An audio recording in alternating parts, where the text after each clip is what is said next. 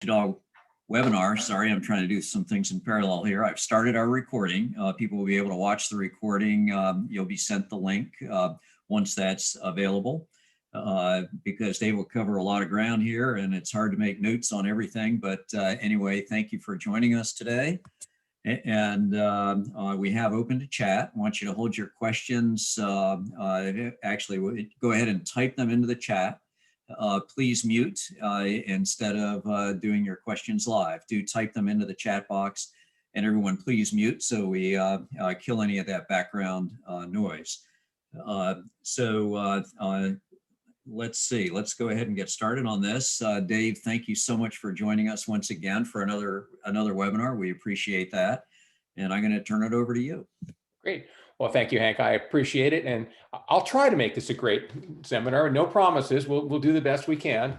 Yeah, again, I'm Dave Flynn. I work with Quantum Sales here in Annapolis. But I've been working with the Salty Dog Rally group for years, really since the start, I think. And then before that, I worked with the Caribbean 1500, which is kind of one of the predecessors to the rally. And then I've worked with the World Arc and stuff like that. So today's talk is sort of on the fresh, frightening side of heavy weather sailing. You know, I've done lots and lots of ocean miles, 3 or 4 transatlantics, you know, most of the major ocean races in the world, but I've almost always done it on a crewed boat, which is really a whole different game than what you're about to play when you go offshore cruising for the most part. So I'll be honest and I'll confess that I haven't actually done a lot of distance cruising. I've got a lot of miles, but the cruising part of it, the relaxed, easy to manage portion of the program, I've missed. But I'm looking forward someday to retiring and being able to do that. And at least I can talk a good game at this point. Let me go ahead and start this slideshow for you. There we go. Hopefully that you can all see that. Yeah, this is what it looks like when it gets scary out. But today we'd like to talk about, you know, a couple of things here as we go through this. By the way, this talk is adapted from the Safety at Sea lectures. I've been giving those for years, and this is part of their required curriculum there. But we want to cover things like what sails do I need and how they should be set up, how we go about sort of depowering the boat, you know, what's the sequence for, you know, going from light air to heavy air. Simple tips for getting them up and down, right? It becomes more difficult when it gets windier. And then obviously keeping them in one piece, right?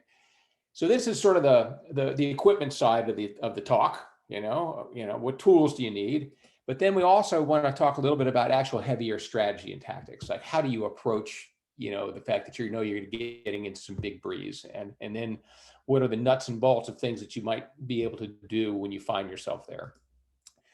So yeah, again, when I go sailboat racing, I always bring 12 or 15 of my best friends, and we get to hang out and be miserable hiking over the side of the boat for many, many miles. Fortunately, for most of you, this is not the way you're going to be going to sea. It's going to be somewhat more like this. And hopefully with a couple of good friends and a solid ocean-going ride and all the creature comforts and toys that you need to get you there in one piece. And you don't have to break any records getting there either. You know, it's not who gets there as fastest. So it changes your whole approach to how you go about this ocean passage stuff in heavy air. Now, I know a lot of you are cruising nowadays have multi-hulls. Here's a classic displacement multi-hull, Lagoon or something or other. These, in many ways, react a lot like monohulls in terms of your approach to heavy air sailing, but they also have some differences, and we should talk about those because I'm sure that there are some of you that have cruising multi-hulls. This is by far the fastest growing segment of the market. More than half of all cruising boats sold today are displacement multi-hulls. Some of you may even have higher performance multi-hulls. I don't know, that's a more rare breed. And they set up differently too in terms of how the tools are used and some of the tactics and strategy that are used in heavy air. So we'll try to kind of separate these. You can tell a high performance multi-hull, well, like this one. First of all, you're playing it flame orange, but notice that there's one hull out of the water. That's something you're never going to see on a display. If your Lagoon 450 gets a hull out of the water, I want you to panic immediately, right? But a displacement monohull is very different than a high performance one that has usually, the way you can tell it is it has blades. It has a dagger board or something that goes down. And these are much lighter and they're a lot faster and they can get a hull out of the water without hurting themselves. But so we'll kind of need to address all three, the monohulls, the displacement multi-hulls, and then the high performance multi-hulls in terms of how we go about both equipping and managing the actual strategy and tactics. The first thing you got to remember is how heavy air is all relative, right? You know, you're some poor young kid, you know, an 8-year-old in a Sabot or a small dinghy, 10 knots of breeze could be, I'm going to cry and go home to mom. All right. You know, 21 knots is what they is called a small craft warning. Well, that's really not all that much breeze either. You know, it blows steadily that much in San Francisco or Hawaii or even the Caribbean in the fall and winter. You know, so it's all relative. I mean, I did a race, a transatlantic race one year that we spent 8 days and it blew 25 to 40 pretty much the whole time. Fortunately, downwind, much better direction to be going, a lot more fun. Very demanding in terms of the steering and stuff like that. But by the time you got, you know, when the 25 knots came through, it was like, no big deal. Because we get a little more pressure here, we're really not going quite as fast anymore. So the thing to remember here is the more you practice in breeze, the easier it gets. It's just like anything else. I mean, if you went skiing and you went straight to the black diamonds, you might get yourself in trouble. So you need to work up to it and you need to get used to it and more comfortable. And remember, it may seem like a horrible amount of breeze when you first get into a, you know, 30 plus knot scene, but you will become comfortable with it after a while. So most of us on cruising boats started with your basic working sail inventory. You know, you've got a mainsail, which could be furling or could have a couple of reefs.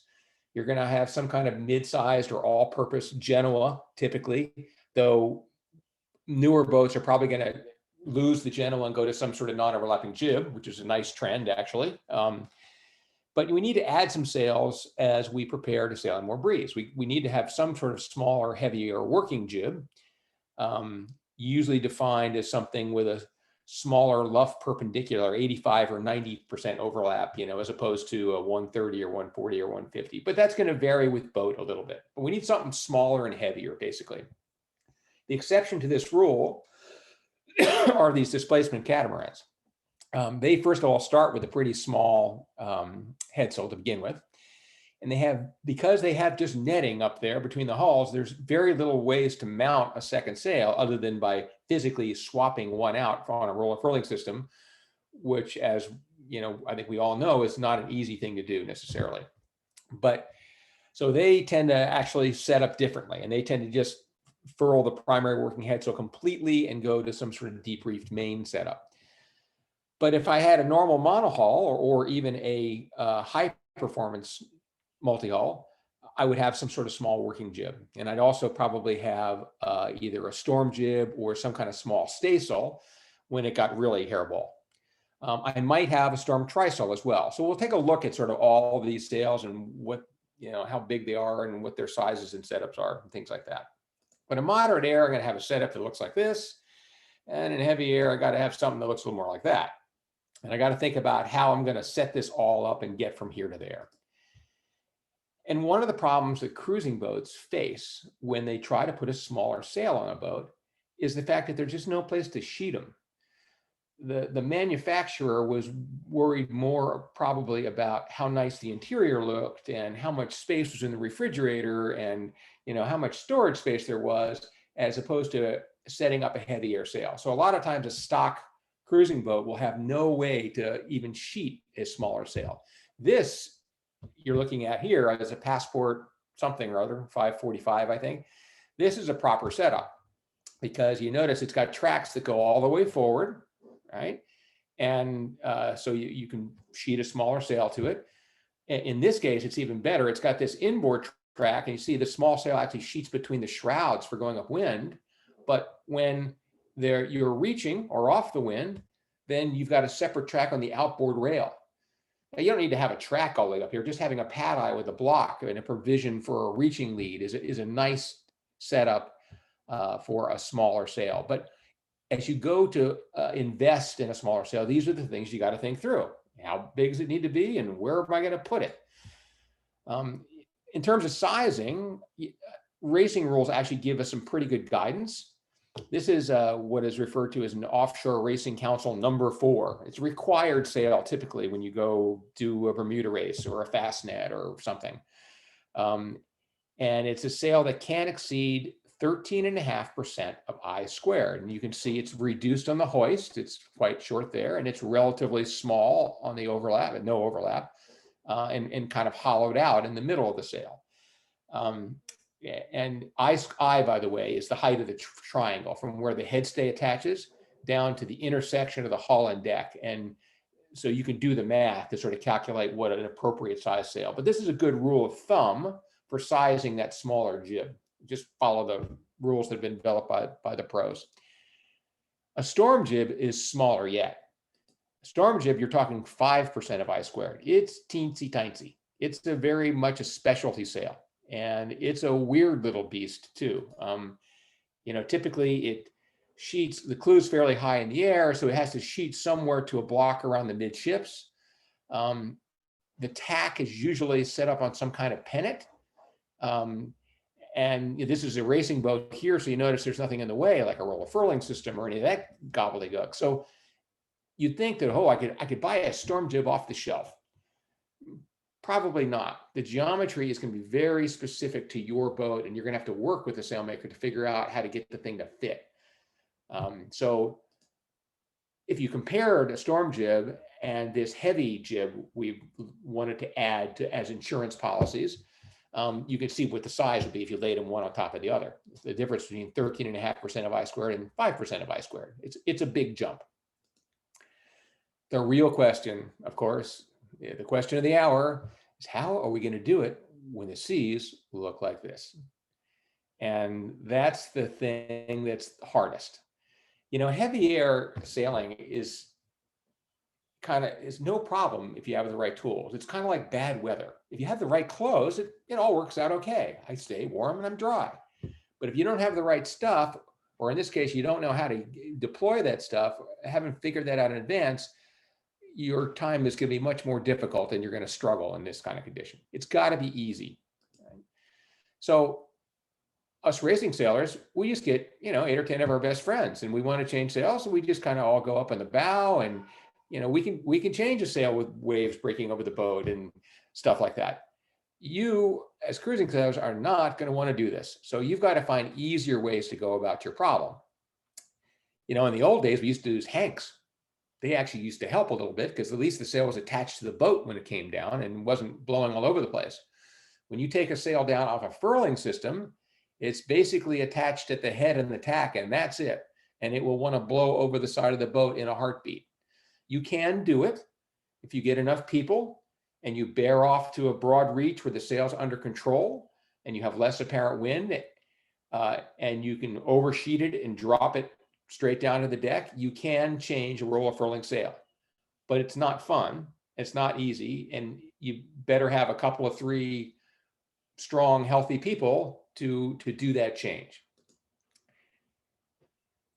And you'd obviously do it bareheaded if you did it that way, because you don't have, and when we race, we have multiple grooves and sails. You're not going to do any of that.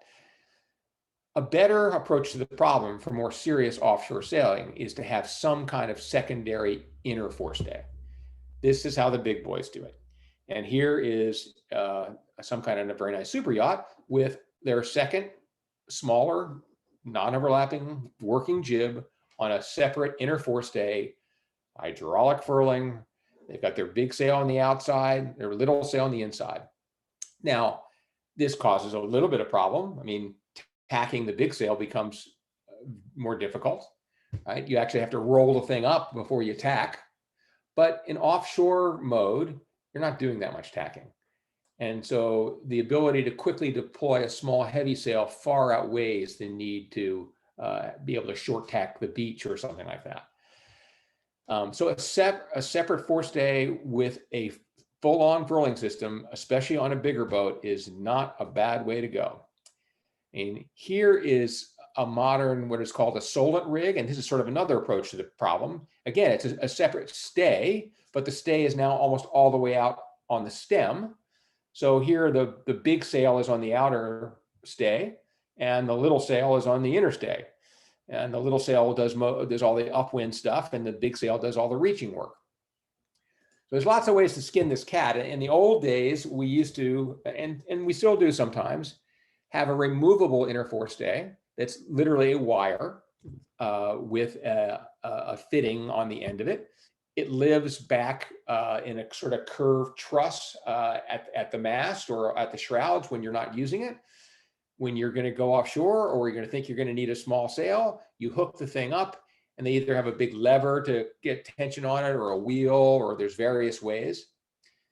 In this picture, this is what the big boats do. This is a very slick setup, and this is sort of the modern way of approaching the problem. The sail has a rope built into the luff itself, a very strong torsional rope that can't twist when you pull on this furling system line.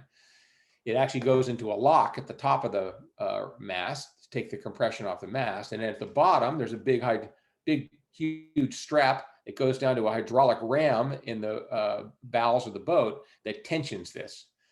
It is important to be able to get tension on this inner forestay because you want that sail to be as flat and depowered as possible.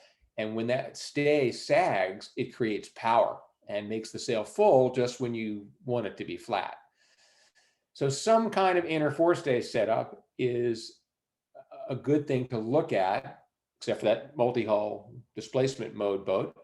But for monohulls and high performance multi-hulls, these options either will already be there or you need to think about adding them on. Here is an add-on.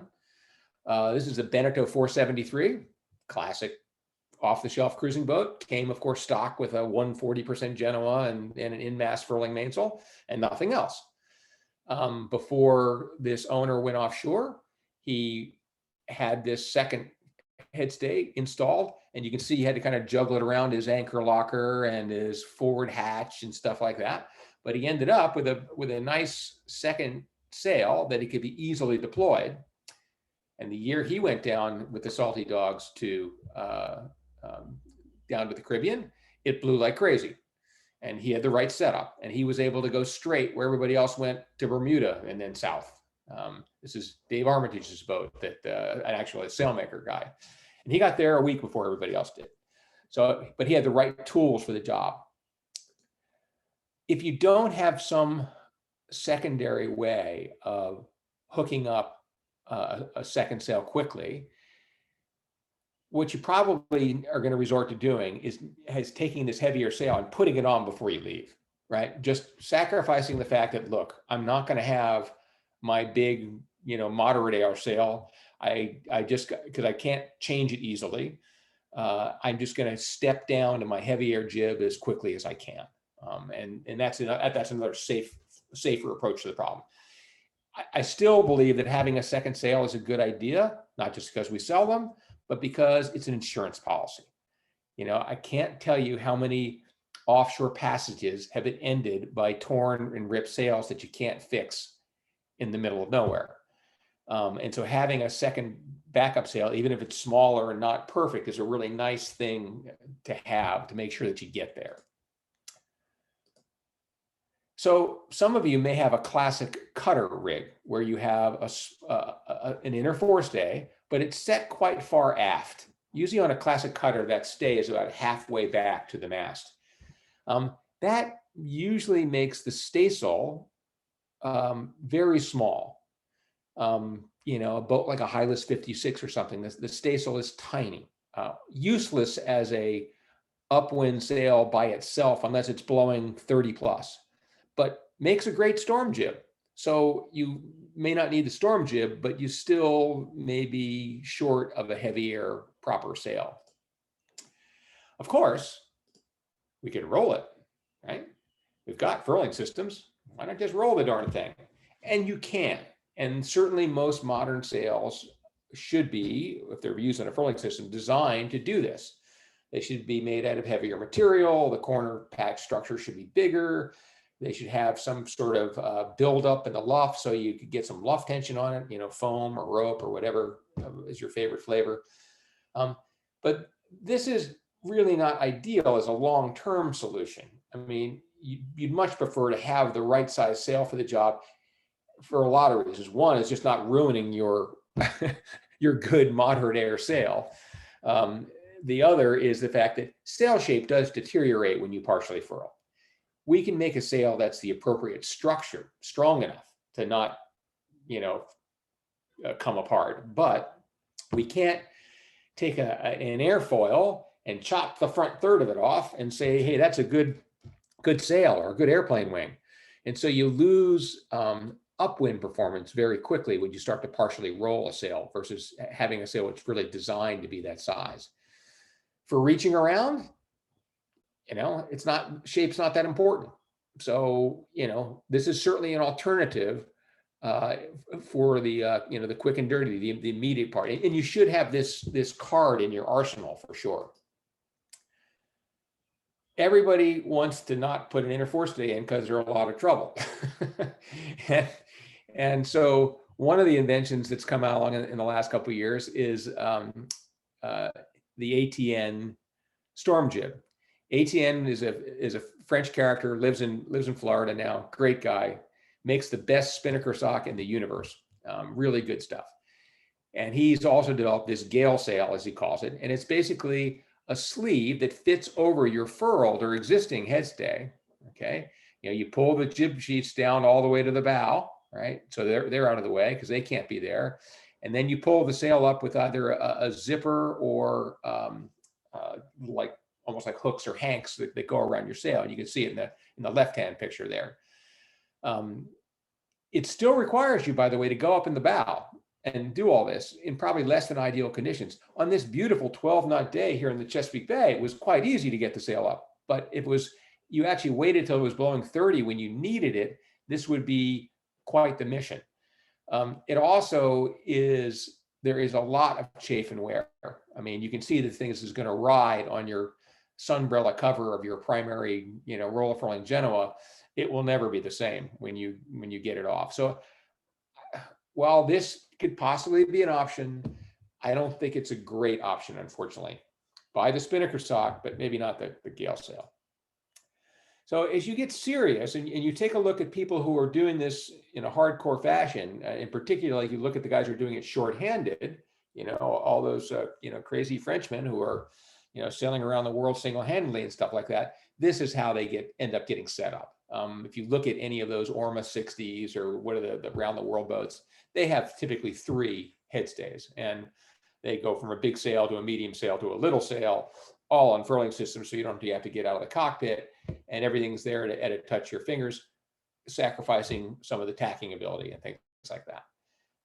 But this is the serious offshore setup. If you're going to want to go around the world, this is where you got to start thinking. So that's the front of the boat. Now let's talk a little bit about the back of the boat and look at the mainsail.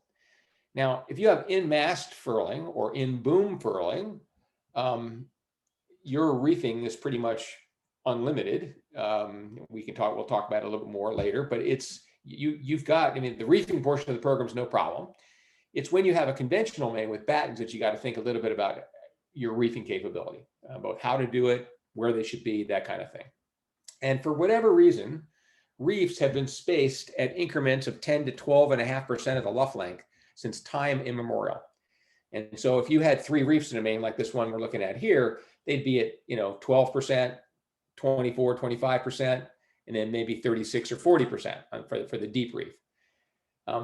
There's no rule that says this has to happen. I mean, a lot of boats that we sail don't even have hardware for 3 reefs, right? So sometimes in that case, another approach to the problem is actually to say, okay, I've only got 2 reefs, but why don't I just make them bigger? Why don't I put the first one, you know, up here at 15 or 18%, and then put my second one where this deep third reef would be? I'm taking a bigger bite. I can't fine tune things quite as well, but it'll certainly, you know, work that way. So something you need to think about as you kind of dial up for going offshore in terms of your mainsail. So how many, where they are, and then what the setup is. Certainly, if you have a multi-hull with a bigger main and a bigger roach, you're going to have more reefs. And this is a mainsail driven boat, all of these, and they have these big roach mainsails. So they're going to have 3, sometimes even 4 reefs in them.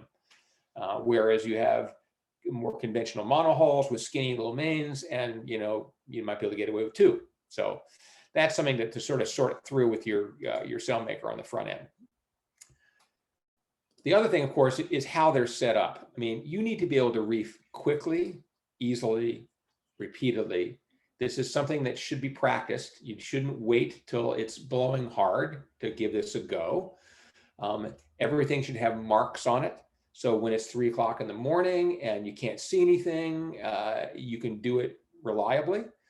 A couple important things, typically the reefing process is you start with a halyard coming down, right?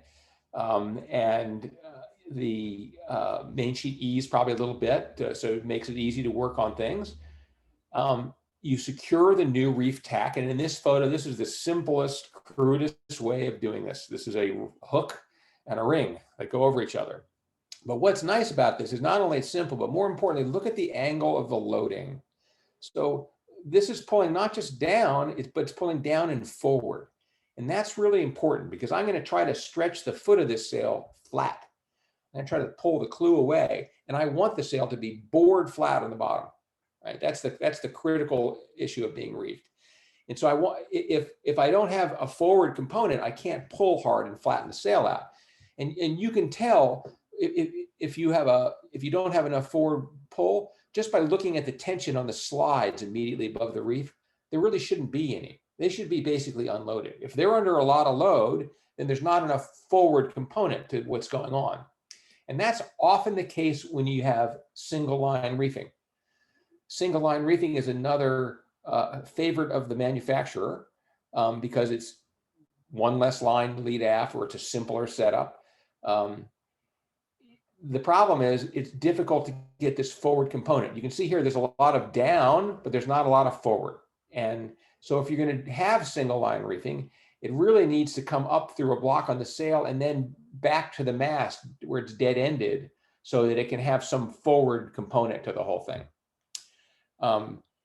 Single line reefing, by the way, also there's a lot more friction to it. So many offshore sailors are not big fans of single line reefing. It's hard to get the sail flat enough.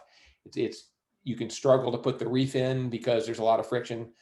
So, but if you set it up correctly, you can get it to work. Line diameter is really important, having the right blocks, having the right setup, all that stuff. On this boat here, you can see how loaded the track is just above things. This has not enough forward component. This slide right here, by the way, this whole mast track, 5 minutes after I took this photo, ripped off the mast and made it a long day sailing. So you not only need to think about where to put the reefs and stuff like that, but you need to think about how you're going to set them up and do them on the boat. Now at the back end, it should be pretty straightforward. You should have something that looks like this. You have a line coming out of the end of the boom, goes up through a grommet or a block or a ferrule or something in the sail itself, and then down to the boom. And nowadays, most mains are loose-footed, so this can just be tied off around the boom underneath the foot of the sail. And it'll just find its own natural place. It really, usually it's just a little bit aft of coming straight down from where the reef is in the sail. And I can pull this thing on until the foot of this sail is flat. Does this clew have to come all the way down to the boom? Nope, no way. Not important. As soon as the sail's flat, you're done, right? You're tight. And it's probably better to even not have it come all the way down because that leaves some space for the sail underneath so it doesn't get crunched up and, chafed and distorted and ruined.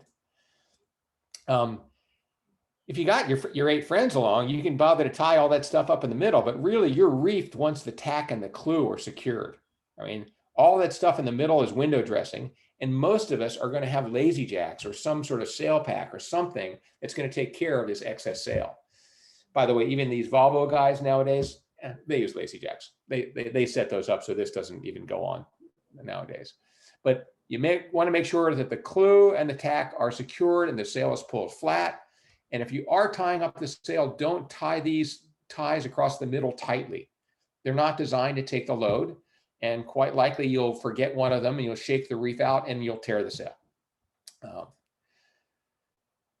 So if you're not reefing, another way to do it is to actually build a specialty mainsail, what's referred to as a storm trysail. And this is an oddball little sail. Here is one set in ideal conditions at the dock in no wind. This is where it's pretty easy to do. And you'll notice too that the main's not on the boom. That would be messy, it would be horribly in the way, make it a lot harder. So these things typically sheet to the quarter of the boat. They don't actually sheet to the end of the boom. So the sizing has to be very specific so that you can hit that lead back there, depending on what you've got on your boat. The tack of the sail is usually secured with a pennant, and that pennant is going to raise the whole sail above the mainsail, because there is going to be a mainsail on the boom. If you watch the videos from like the Storm Trysail Club and things like that, they suggest taking the mainsail off and putting it down below first. You are never going to take a mainsail on a 50-foot cruising sailboat and tuck it down below as you get ready to put your Storm Trysail up. That's just not going to happen. So it's going to be on this pennant, and hopefully you do not have to feed the slides onto the same track that the regular mainsail goes onto, because that means taking the whole luff of the mainsail off. So that's not going to happen either. So if you're going to bother to have a Storm Trysail, you really need a separate track. Here you see a mainsail, sitting on the boom, ready to go, but look at this little piece going up the right side of the mast, right? That is a separate on-tall track that goes all the way down to the deck, and sitting at the deck, all with its slides on and everything ready to go, is the Storm Trysail. And if you're going to bother to use that sail, that's what needs to happen to the whole thing, because then all you have to do is put a halyard on and a sheet and hoist. Your lazy jacks will be in the way, by the way. When you try to tack the boat with lazy jacks, the Storm Trysail won't be between them, so that they're going to have to be able to pull forward too. So Storm Trysails get a little tricky unless you really go through the effort to set them up properly. In-mast furlers, which many of us have as cruising sailors, actually make great Storm Trysails. When you partially furl a in-mast mainsail, one thing, it's very, very flat because it has to fit in that little cavity. And the other thing is, as you furl it, the shape really begins to look a lot like a Storm Trysail. So I just don't think you need a separate track if you have in-mast furling. I think that's one that you've already beaten. So the question becomes, do I add a third reef or some deep reef, or I go to a Storm Trysail? And the answer is simple: whatever is easiest. When it's blowing this hard and it's this rough, you just want it to be quick and easy and reliable. And putting a third reef in is the easier way to set it up on the boat. That works great. All right, no trouble with that whatsoever. It is harder on your mainsail, no question about it. The other argument for a Storm Trysail is the fact that it preserves your good sail, right? You go do this for a couple of days and your mainsail is going to have had some hard miles on it. It's not going to look quite the same these days. So this, by the way, you should go sail here. This is this is off the tip of Australia in the Fast End race. And it's a beautiful place to sail, but the Tasman Sea and the Bass Straits behind there, it's one of the roughest bodies of water in the world. It's the roaring 40s have an unrestricted, there's no land mass until it gets here. And so it blows pretty good, and the current runs about 3 or 4 knots in the channel. So this is a typical a Tasman day. So a depowering sequence, we need to almost, this can be put on autopilot, particularly if we're cruising, with guests and things like that. I mean, we know that our boat, and each boat's going to be a little bit different. So this is just a generic one here. We're going to be able to carry a full-size main and a full-size, headsail, either a Genoa or large jib, probably up to 15 or 16 knots, hopefully. If we get overpowered before then, our Genoa is too big, really. Then we're either going to reef the main and keep that headsail out. And on boats that have smaller mainsails and bigger fore triangles, that's probably the way to go. The main gets reefed first, and then the part of the Genoa gets reduced after that. On boats with bigger mainsails and smaller fore triangles, The reverse is true. Typically, you go down to a smaller jib or partially furl the Genoa, and then you reef the main.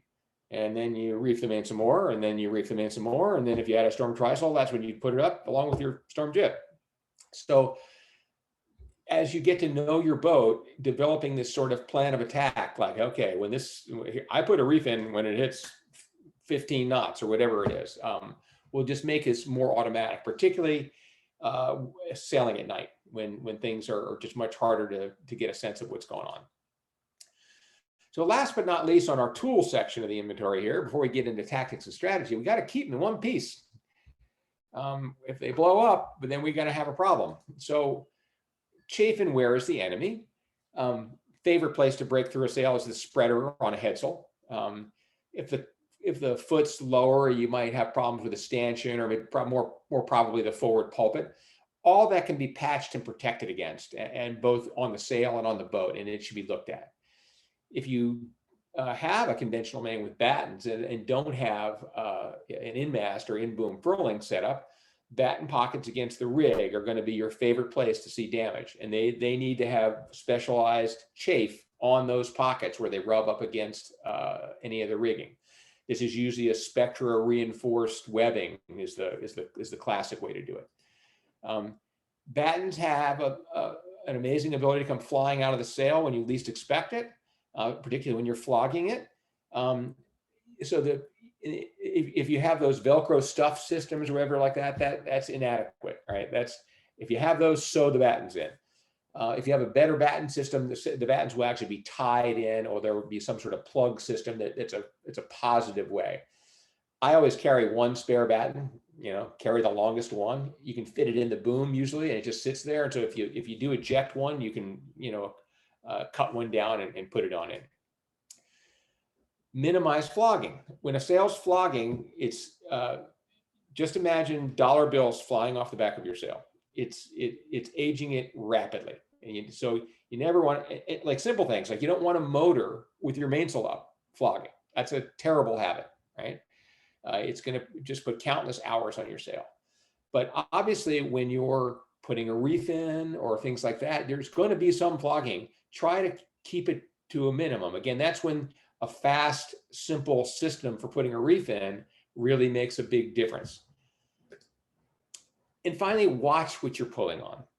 This sounds too simple, but I can tell you, if you remember it, it will save you many heartaches. If something is not coming in the way you're used to, take a look up. The winch tells you absolutely nothing. See what's caught, what's jammed, particularly if you've got power winches. I've seen many a in-mast furling mainsail just pulled apart because you couldn't see the boom and they were pressing on the outhaul button and it just pulled the sail apart. So you should get used to the kind of the loads on things, but always watch, look up. Don't look down at a winch when you're using the thing and expect it to tell you something about what's going on. So now that we got our tools, now let's go actually do it. And let's talk, first of all, big picture stuff, strategy, right? And then we'll get down kind of in the nitty gritty of tactics, of techniques we need to use when we actually get ourselves in the deep weeds. The first strategic tip I'm going to offer you is another incredibly simple one, but mind-numbingly important. This is the one you have to think of. Dave told me that I need to know when to say no.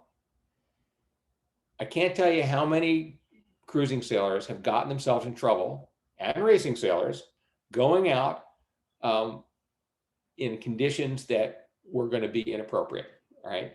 I have gotten myself in trouble several times before, and so I speak from experience. The fortunate thing is now we have such good weather forecasting, you really shouldn't be walking into extreme conditions, less than 5 days. I mean, yeah, doing a transatlantic, you got a 14-day passage or whatever, well, that's a different story, So if possible, just stay in port till the bad weather passes. I mean, one of my first big offshore deliveries on a 40-foot boat, we made the mistake because we had to get to Maine. Here's the thing. if you have a rugged timeline where you have to be someplace, that's how you get in trouble. Because, oh no, we had to get the boat from the Cape Cod Canal to Maine for the New York Yacht Club cruise or something. And so we chose to leave the Cape Cod Canal in a gale. This is basically blowing 30 to 40 knots with huge waves on a lee shore, all the wrong things. And sure enough, we couldn't get there. We had to try to desperately get into a little harbor, Situate, Massachusetts, on the way up. Very dangerous to get into, breaking waves. Got inside, got our prop tangled in a lobster pot. Had to dive over the side of the boat, cut it free. I still have a huge scar on my hand where I cut myself in the process. And then we had to end up waiting in Situate before we could go anywhere anyway, because we had to get the engine repaired. If we'd waited a day, we all would have been great. We would have made it one day later. So stay in port if it's bad. If you're underway, you need to know about safe ports or anchorage is and where those could possibly be. It's kind of like a pilot, when you file a flight plan, you also think about where you might bail out to. And finally, know your limitations. Once you're committed, there is no turning back. So your boat and your crew's capability are going to definitely reflect into your decision of whether I can go offshore or not. If I've got a really rough and rugged crew who's got a lot of offshore experience, and I got a boat that's well-founded and ready for it, that's a different story than going off with a relatively inexperienced crew. So know where the bailout spots are. And, can I even get in there? Right? How difficult are the entrance? This entrance right here that this boat is sailing into, that's not an easy one that I would pick, right? It's going to be, sheer luck whether I get in there in one piece and don't end up piled up on those rocks. Simple things like, hey, those bailout spots, do I have the right charts for them? Another story from the line of classic mistakes that have drilled this all into my head. I was sailing in a Chicago to Mackinac race with a fully crewed high performance 40-footer, a very experienced crew. It was the first night, middle of the lake. We're going on watch. It's midnight or wherever. The breeze is blowing 15 or not. We're downwind with a spinnaker. Gradually the breeze starts building. Just a couple of us on deck, and the boat's a blast. It's a fun. We're doing 18 or 20 knots and 20 knots of breeze. And now it's blowing 25. That's getting a little scary. And so we have a signal when we want all hands on deck. Basically, you stamp on the deck, and all the crew comes marshaling up to get the spinnaker down because this is getting absolutely out of control now.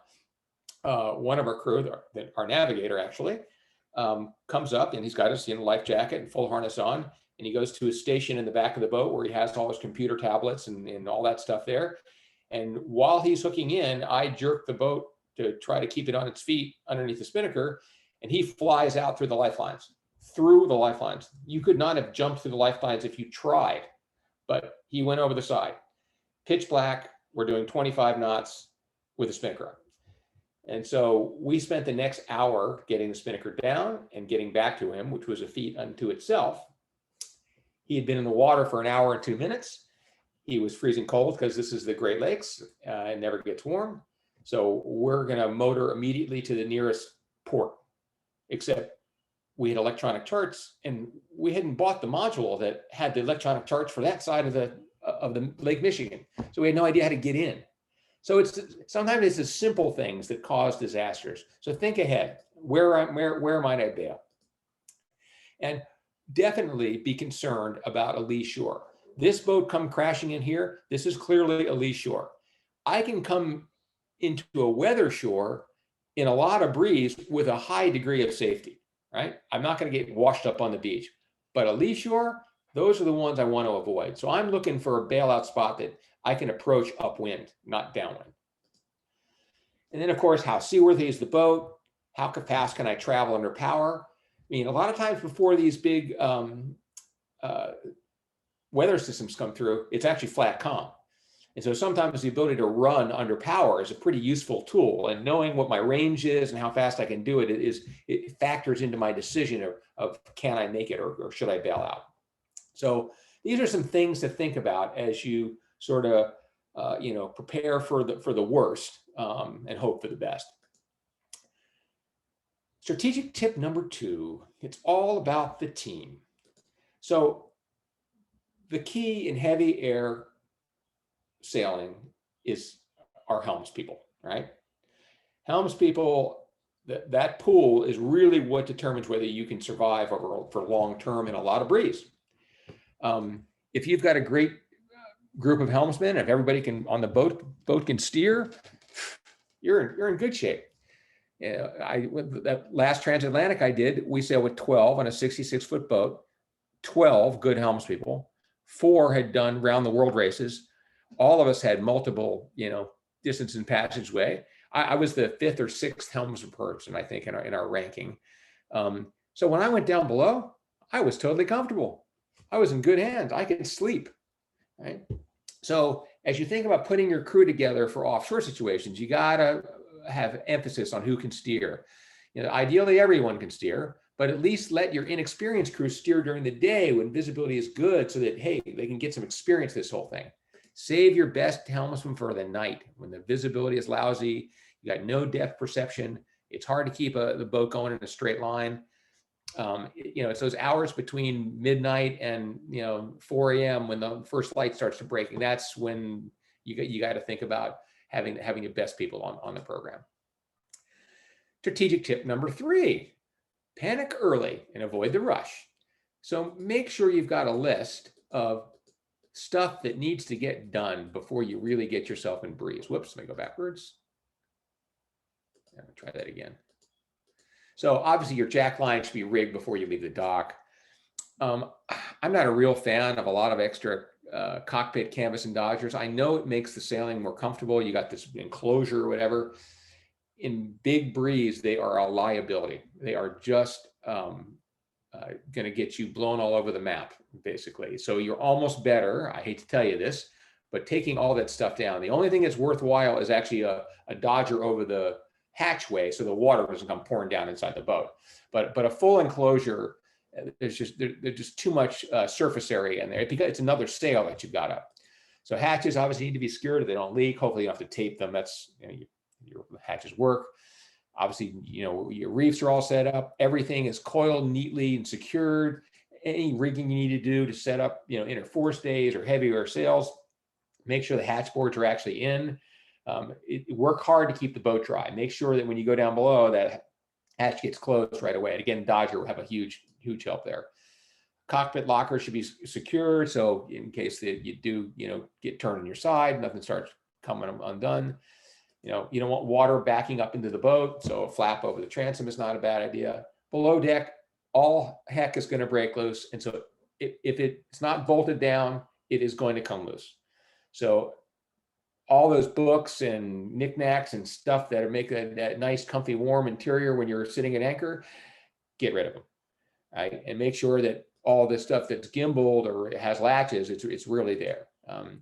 And if you have, you're probably not going to have sails down below, so you don't have to worry about storing them. But make sure all your pumps are working. If you're in a salty dog rally, call in your position. Let everybody know where you are, so we know where to look for you later. Make sure the batteries are fully charged. There's a good chance in heavy air that you will not be able to run the engine.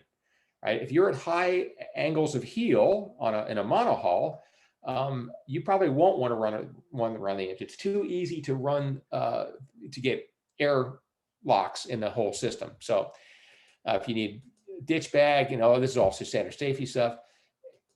Make sure you have food prepared. You're not going to be able to cook once it really gets rough.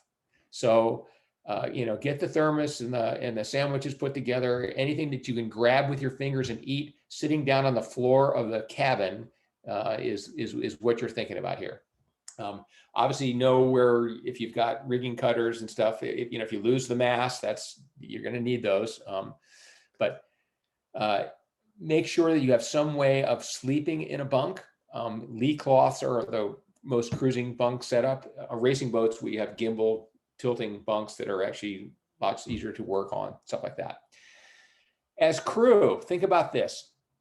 Eat when you can, right? This is no time to get shy here. You want to eat before it gets rough, right? Because you may not be able to eat once it is. Bring all your clothes. I know you want to pack light, and that's good, but bring the extra layer. If something's going to get wet, you're going to really appreciate having a warm clothing or an extra piece of foul weather gear. When you do come down below, keep the bunks dry. Cardinal sin is to get in a bunk with wet foul weather gear. It has to come off and it has to have a place to stay wet. Usually hanging in a head is the sort of standard spot, but it may be wherever on your boat that you can do that. Everybody should have a headlamp, a knife, and a personal EPIRB or some other safety device. There's better things than EPIRBs now. There's all these things that tie into your AIS system that are on your life jacket that will activate immediately if you're in the water. We've come a long, long way with this man overboard stuff, and I would recommend investing heavily in it. It works. A knife is if you get tangled up in something, you got to be able to cut yourself free. And then a headlight. Down below, I don't like to use any lights whatsoever other than a headlight. I don't want to blind the people on deck who are fighting the good fight, right? I want to make it easy for them. And then finally, we've got to have reliable routines and timely watch relief. It's easy to fall into the prey of one person's not feeling well, and you start to get, don't want to. It takes you forever to get on deck because now I got to get in all these layers of foul weather gear, so I'm going to need 20 minutes to get organized for my watch. You should make it an avowed goal to be on time for your watch, actually to be a couple minutes early for it. You will be a hero to your fellow teammates if you can do that. And being on deck is really going to be where you want to be anyway if it's rough. Down below is going to be uncomfortable, and you're going to tend to get sick more easily when you're down below. Finally, you're going to be cold, you're going to be wet, you're going to be exhausted at times, and you're going to be miserable. Just go ahead and embrace it, right? It's going to be, hey, this misery is part of the game. It's kind of like, I'm running a marathon. In the middle, I'm not going to feel so good. I'm going to feel terrible. But you'll get through it if you just keep a positive attitude and know that, like, this part of the program is going to pass, right? And it's all going to sort itself out. And when it does, I'm going to feel really good about what I've come through. So a little bit about tactics. There are two basic kinds of heavy air situations that you're going to run into. The first is the squall. This is the more typical one. You're going to see a line of clouds dark like this approaching you. Get ready. Now, at night, you may not see this, so it can be tricky, but there could be lightning flashes, whatever. It could just be radar, whatever. But these squalls typically don't last that long, but they can have very high sustained velocities. So the tactics here is to get it down. Get everybody on deck early, get them to their battle stations. By the way, you should have a routine on your boat when you're going offshore that if something bad does happen, somebody falls off, when you get a squall like this, any kind of emergency, who's steering, who's trimming, who's in the pit, where's everybody going to be? So you get it all hands on deck, get to the battle stations. The mainsail halyard should be ready to run. If it's coiled up in a tight little ball and it's not ready to go, that's going to be trouble. You've probably got lazy jacks and or a sail pack or something. So, it should be contained when it comes down. But if not, have sail ties ready to go. If you got a furling system, that's even easier, right, to get rid of a sail, but don't be afraid to get rid of it early. Make sure your GPS is dialed in. It's probably going to get very dark and very in white out for a period of time. These things typically last for 20 to 40 minutes, maybe an hour max before it passes over and everything gets back to normal. But during that time, you're going to need something to help you focus on where the heck you're going. And so if you've got a chart plotter, that might work if you're on deck, but a good old handheld GPS as a backup has saved my behind more times than not. My earlier story about our navigator going over the side of the boat, very experienced guy, former Navy pilot, aircraft carrier, F-14s, sailed of piloted for 30 years with Delta Airlines. He has his old funky GPS from like 1998 that he refuses to give up. And I can't tell you how many times the other electronics on our boat were on the fritz, and that's what we used to get us home. He still had that after he went into the drink in Lake Michigan, and he dried it out, and he still has it to this day. The other side of the equation is, what if you have sustained winds for a long period of time? You have a gale, you have 30 knots plus for a bunch. Well, again, if you have the right sails and the right equipment, and you can get the boat, down to the right amount of power, you can deal with that pretty well. The problem starts to come when the waves build. It's the waves that are the danger, not the breeze velocity typically. If the water stays flat, it's just about the right amount of sail. But when the waves start breaking, which they will eventually, then you have to start thinking about, what am I going to do?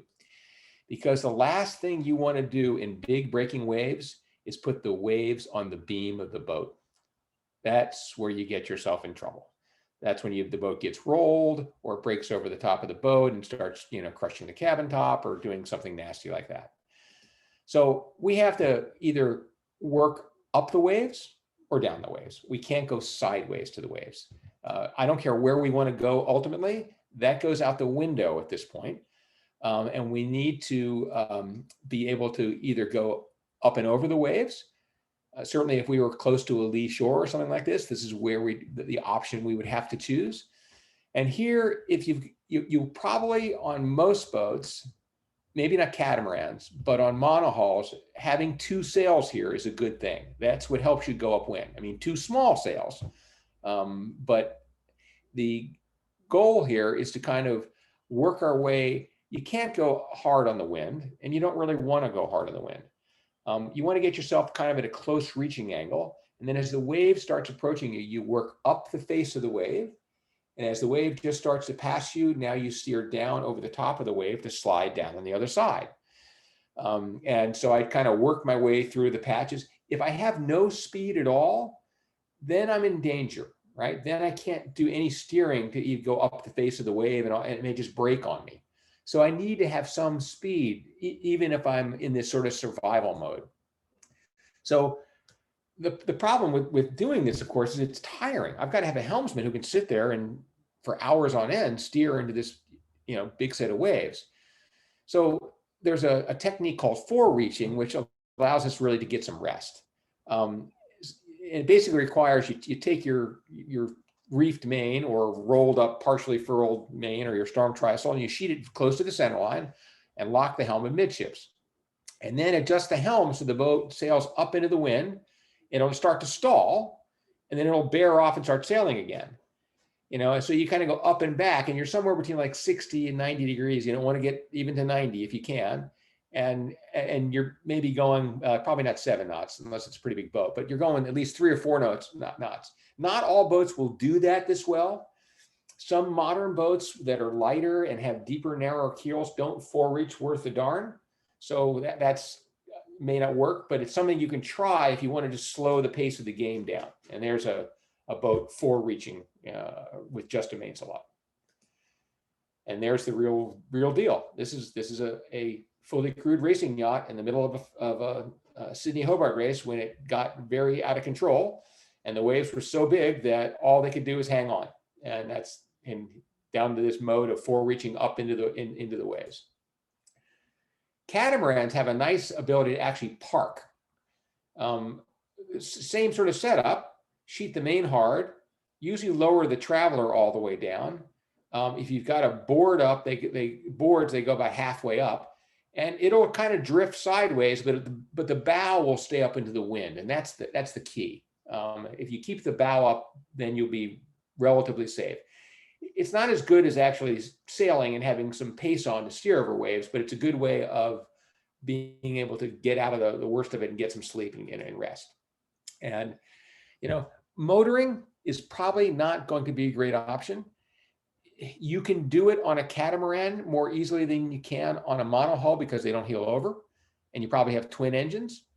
And so this boat here is literally just kind of slowly motoring, upwind in fore-reaching. And as long as he's got enough fuel, that might work too. Heaving to is the classic way of stopping the boat and saying, hey, I don't want any more. I want to go down below and relax.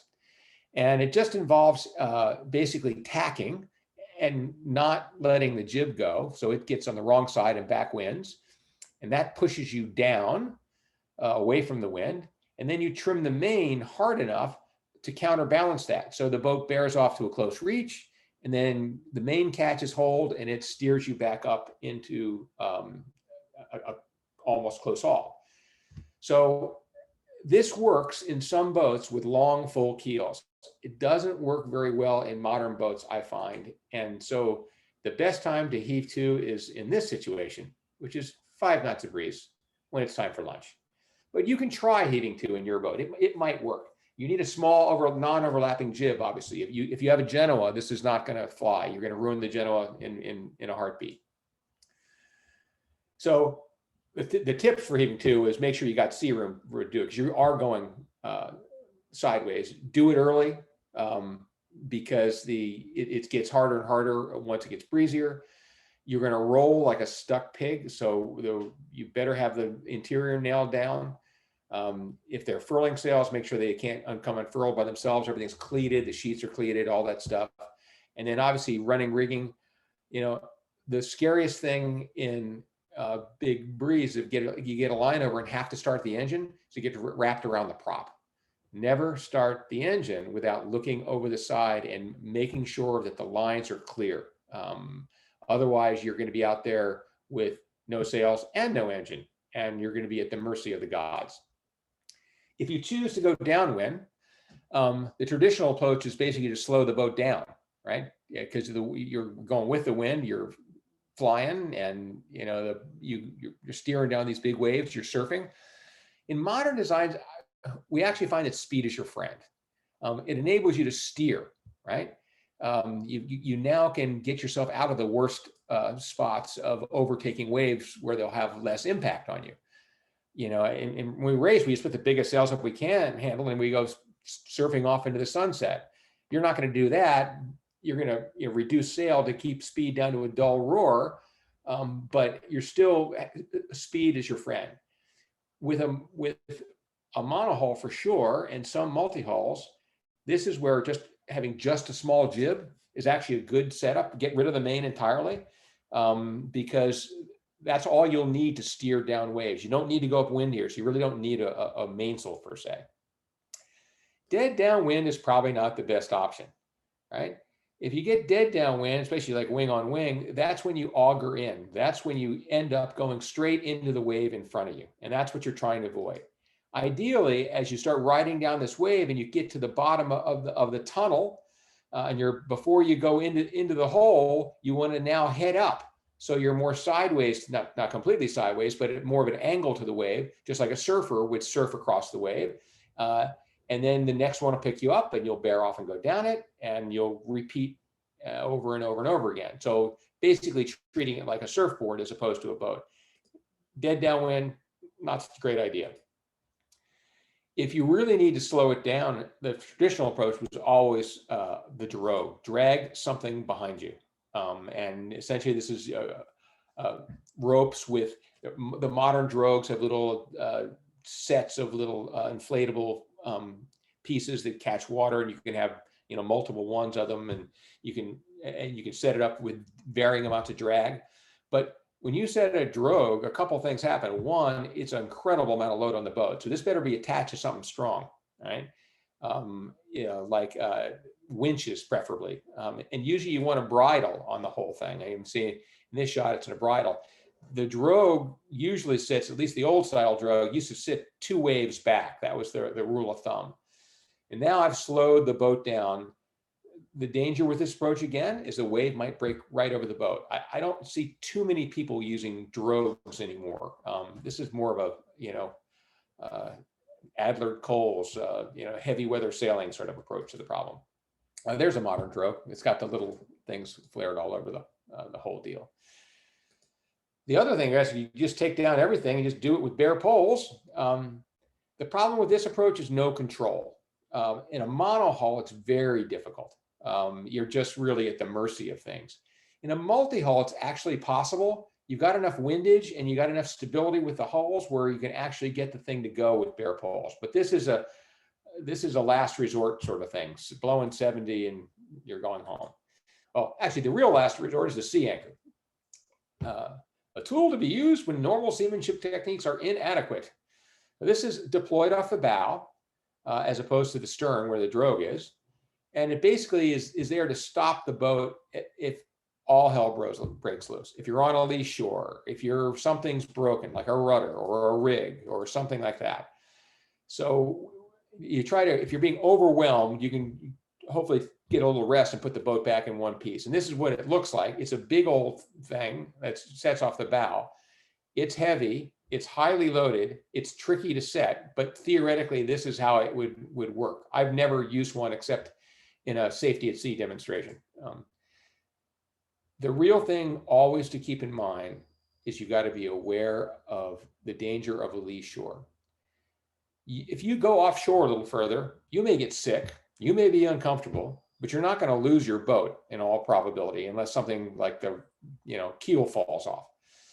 But as you get near shore, and remember that waves break earlier than you think, so 30% higher than the wave heights, is what the math is. So on a 10-foot wave, it's going to break in 13 feet of water. All right, you got to stay at all costs away from this thing. That's why I said it gets really rough. You have to resist the temptation to say, I want it to stop. I want to go ashore. That's when people I know in the Salty Dogs in the past have gotten in trouble. They were sick and uncomfortable, and they made poor decisions like, I'm going to try to get into the Bahamas. Well, you couldn't get into the Bahamas at that point. It's too late.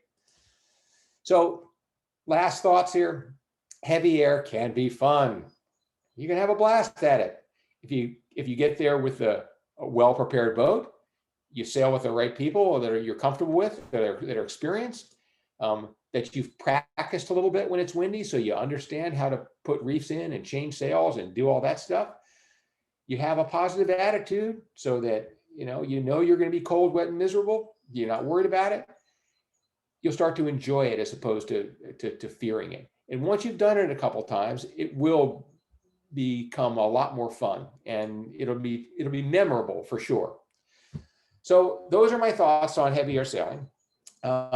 You all have my contact information, which is dflynn@quantumsales.com. I didn't put that on this show, but it's dflynn@quantumsales.com. If you have any questions whatsoever, I'm always here to help. I'm your consultant, private consultant to all you Salty Dog members, and just feel free to call me or to email me with questions. So that's what I've got, Hank, for this afternoon. Oh, thank you, Dave. Yeah, thank you so much. Are you able to see the chat box? I'm just getting the chat box now. Yeah. A couple of questions there. Let me just minimize this. There we go. Nice to see. Hi, I'm Bolt, the Zoom virtual assistant. Oh, no, I don't see that. Where's it? I don't see the chat box. I'm sorry. Well, I'll tell you what, Dave, how about if I just go ahead and read you the questions? First one is from Brad, says, can I really skip running back stays with a Solent stay? With a Solent stay, which is mounted right up at the top of the mast, you can skip running backstays because it's so close to the permanent backstay. Now, I will say this about the one downside to the Solent rig is it is hard to get good tension on both stays, even though they're close together. So usually what we try to do is the inner stay, we want to make sure that's tight and gets the load transferred to it directly. So we shorten that stay as much as possible and pull on the backstay to make it tight. The outer stay is usually where the bigger sail is going. So we get a little sag in that sail, that's not nearly as critical. But you're correct. The downside to a Solent rig is it's tough to get tension on both stays equally. But usually, in my experience, running backstays are not required. You do need running back stays if you move that inner forestay down further, right? If it's not right up there close to the primary head stay as it is with a Solent, but it's just a second stay, a couple of feet, 3-4 feet back from the bow, then you will need running back stays most probably. Okay, next question. At what point do you stop reducing sails and put out a drogue? Well, we kind of got that toward at the end. If your boat is hurtling down the waves out of control and you can't, and you're losing steering control, it's just becoming too much to handle, then it's time to slow the program down. And that's when a drogue would come into play. Again, the argument is between speed being your friend to help steer the boat, and not having enough horsepower, helms people, to steer the boat through a long period of time, and just needing to put the brakes on the world. And if I wanted to put the brakes on the world, then the drogue might work fine. And the modern ones are better because you can fine tune them. Because again, you don't want to go dead slow. If you're going 2 knots, then the waves are going to catch you and break on you. So you'd like to have a little bit of pace so that you can, at least do some avoidance along the way.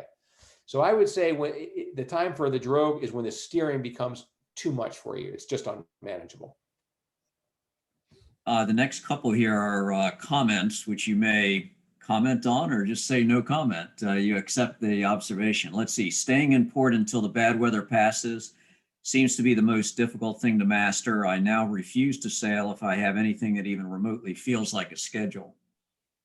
Yes, I approve. That's the message I'm trying to get across here. Yeah, Every time I've gotten myself in trouble, it's because I left when I shouldn't have. And that was Paul Tenorman, and now from Adrian. Or you give yourself sufficient time. My first big trip is going to be Vancouver Island to Cabo San Lucas, around 2,000 nautical miles, for which I've scheduled 60 days. That should be more than enough. Matter of fact, the only problem with scheduling 60 days is the fact that you might be out there long enough to get into bad weather. Hopefully you can make it a little faster than that, but that's the right idea. Being flexible is so critical, because if you need to slow down or if you need to pull in someplace, you have that option, though there's not many places to pull in on the west coast of California. All right, next one from Kevin says, how about tacking or jibing in heavy weather? The safer thing is always to tack. Jibing is fine up to a point. Obviously, you have to control the main when it crosses the boat. And so if you've got a strong crew, actually, jibing works fine. And interestingly enough, the technique involves speed. The faster you're going, the lower the amount of apparent wind, right? So if you're hurtling down a wave, it's actually a really good time to jibe, because the mainsail will be totally unloaded. This is a racing technique, but basically you want to jibe when you're going as fast as possible. If that is getting a little bit too hairy, then it's time to do what we also do in racing boats when it gets too windy, and that's to tack. The only trouble with that is you got to realize that as you come up into the wind, and to make that tack, the boat's going to slow way down. So you have to steer, you still have to steer with the sails. You have to trim as you come up gradually, go through the tack fairly rapidly so you don't stall the boat out, and then get a big ease on the sails on the way back out the other side. So the important thing to remember in that situation is that the sails are steering the boat, and you need to make sure that they come in and get let out, and don't try to just do it by just turning the rudder. Okay, Dave, next one is from Michael. I have both a furling head sail and a furling main. What's the best strategy to furl as wind increases? I sail a Hunter 340, so smaller, lighter boat. Yeah, and probably, I don't remember exactly what the 340 looks like, but my guess is, because you have a roller furling main, you have probably a pretty good size Genoa. So typically the depowering sequences, I think I mentioned in one of those slides, was that if the main is smaller and the fork triangle is bigger, you have a headsail driven boat. And that means you usually shorten the main first, and then you reduce the size of the jib. If the main is bigger, then you do the opposite. Then So one thing you can compare to see whether your main's bigger or smaller is you look at the foot length of the mainsail, the E dimension, relative to the J dimension, which is the base of the fore triangle from where the headstay attaches to the mast. If J is bigger than E, then you have a headsail driven boat. If they're the same size or smaller, then you have a mainsail driven boat. Okay, next one from Shane is, I have a cat with a roller furling jib and a bowsprit for a code 0. Can I use the bowsprit setup to mount a storm jib? Good question. Not sure the answer to that. Probably not all that practical, but possible. I mean, you've got the tack point there, which is good. I think you probably could put some sort of self-furling, storm jib on a furler there. That would be an interesting thing to try. I have not done it, but it's feasible. Yeah, kind of interesting. I hadn't thought of that either, Yeah, Dave, Hank, or have you ever seen seen it. one of those? Yeah, nope. I'll have to ask some of my other multi-hull gurus, cruising gurus, if that's Yeah. that's a good thing. Yeah, it's getting that storm sail pretty far forward, but I guess if you're going deep, if you're running, then maybe that would work. Yeah, yeah. Ideally, as Hank makes a good point. I mean, normally storm jibs it's great when you can move them back from the forestay because puts that center of effort closer to the center of lateral resistance in the middle of the boat, and then the boat would tend to be more balanced that way. But it might it might physically be doable and give you an option. Adrian threw in another point. He said, after a side trip to Las Vegas, I guess that means to replenish the kitty, perhaps. Yeah. I don't know. Yeah, as a sailmaker, of course, I speak with no budgetary concerns whatsoever. Okay, one from Corey. When you forereach, whoops, things moved on me here. Let me slide back up and jump to the last question. When you forereach, are you taking or staying on the same heading? Are you tacking? I'm sorry, I guess looks like a typo. Are you tacking or staying on the same heading? Usually you're staying on the same heading. I mean, you'd only really tack if you had to work your way upwind, and hopefully you don't have to. I mean, forereaching, you're hopefully not going to lose too much ground to windward, but you're probably not going to make a lot of ground to windward. The only reason you'd want to tack is if maybe the angle to the waves was better on the other tack. Very often, one tack can be a little other in terms of just your angle to the waves. From Tim, he says, I get the impression that you think a sea anchor, which I guess is a parachute anchor, a sea anchor is unnecessary unless at sea for some time. Yeah, I would say that's a true a tool of last resort. So again, if I was going around the world, maybe I would think about it. But even then, I would try one first because again, I've done a couple of exercises with them. When I do these safety at sea seminars with the Navy, they get the mids out there on the 44s, and we set sea anchors and all that stuff. And it's not easy. And there's incredible amounts of loads on things, and it makes me feel pretty helpless. I guess I'm always hopeful that I can sail the boat and get myself out of trouble, and I don't have to put on the brakes. Obviously, the time they might become useful is if you had true disaster, rudder breaks, mast breaks, something, a hole gets punched in the boat, something like that. That would be a time when it might be nice to have that tool available. One from Philip says, I have a catamaran with AT rig. He's explaining it as an aft small main and a large Genoa, which sounds to me like it's going to be a masthead rig. His question, would a good tactic be main alone rather than rolling in a large Genoa? Yes, for sure. Yeah, the modern generation of multi-hulls are pushing the mast further and further back, which is making the headsail. And so since you don't have really provisions for a second sail behind the primary Genoa, going main alone is the normal standard procedure. Okay, Hopefully sorry, Dave. No problem. From John, we have a Dufour 460. It has a self-tacking jib. I've never used it, but just furl the 105 jib. What situation would you use the smaller self-tacking jib? In real heavy air, it might be just the tool. Um, you know, the thing about self-tacking jibs is they're usually too small to allow you to have any horsepower in normal conditions. That's why you're using your 105 all the time. But in 30 knots of breeze, it might be nice to have that smaller sail up there. The problem is, I don't know how your boat is rigged. If is that a separate stay or not? Because changing down to a self-tacking jib from your normal 105 would still have the same problems of changing sails from on any boat on a furling system. And the other problem with self-tacking jibs is they really only have a good sheeting point for upwind sailing. They don't have any lead on the rail. So as soon as the clew is eased out beyond the end of that track that you're working with there, the whole top of the sail just twists open and you lose the top of it. So if you're going to use a self-tacking jib, it's a good idea to have a secondary sheeting point where you could attach a short sheet or a second sheet to sheet it to the rail.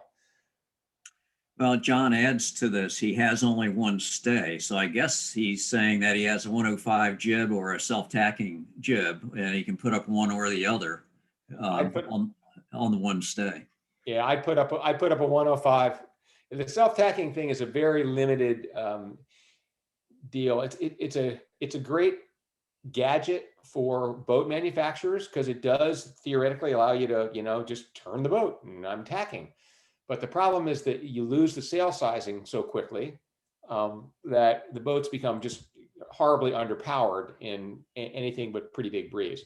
It's something you should probably experiment with to see what the crossover is. In other words, when does that self-tacking jib become a viable, useful sail that gives the boat enough power to get it going? And my guess, it's probably not. You got to be well over 15 knots before that becomes the case. Yeah, Dave, I guess the thought it might be, if you're going to do some sailing in high latitudes or middle of the winter, well, then maybe you put on the self-tacking jib. Right. But right. other than that, probably just the 105. Yeah. Or maybe the Christmas winds down in the middle. But yeah, it's sure. Since a 105 is not that big already, you're going to drop, you're going to lose like 15% area, and you're going to find yourself, like I said, it's got to be 15 knots plus, I think, before it becomes into play. Okay, it looks like that's our last question. If there's nothing else, we're a little over our sort of planned 1 hour. Getting some nice comments. Very well done. Thanks for your information from Steve. Well, thank you everyone for tuning in to this. Dave's always a wealth of information, so you'll get a recording on this or a link to it. That may not appear in your inbox until tomorrow. But you'll be able to go back and review this again. I know Dave covered a lot of ground. Thank you, Dave, for this. Thanks. Great to be here. Really appreciate what you guys are doing. Okay. Bye everyone now. have a great night, and we'll be seeing you on another webinar sometime soon. Take care.